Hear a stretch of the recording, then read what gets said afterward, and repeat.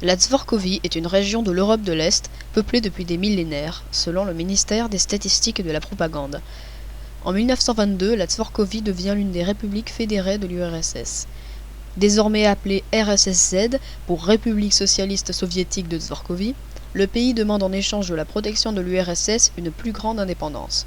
Cet accord se passa bien, la Dvorkovie donnant toutes les ressources produites à l'URSS jusqu'en 1984, lors de l'arrivée à la présidence de la Dvorkovie de Marko Sekreviček.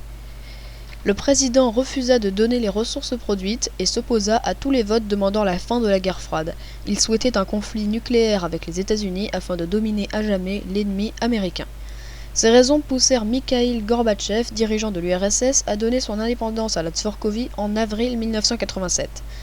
Marko Sekreviček, alors président de la RSSZ, devient chef de l'État de Dvorkovie.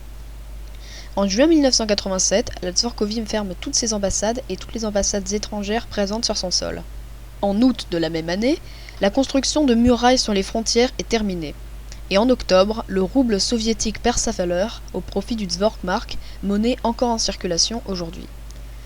Marko Sekreviček décide en juin 1988 d'interdire les produits importés de l'étranger. Les citoyens dvorkov peuvent cependant circuler entre la Dvorkovie et l'URSS librement. Lors de la dislocation de l'URSS en 1994, il devient interdit pour les citoyens dvorkov de sortir du pays, sauf autorisation exceptionnelle approuvée par le chef de l'État. Toutes les ressources utilisées en Dvorkovie proviennent donc de Dvorkovie. De ce fait, le Dvorkmark n'a pas de valeur en bourse. En prenant en compte les prix moyens de différents produits en Union européenne et en Dvorkovie, le ministère des Statistiques et de la Propagande a estimé la valeur d'un Dvorkmark à 1 euro.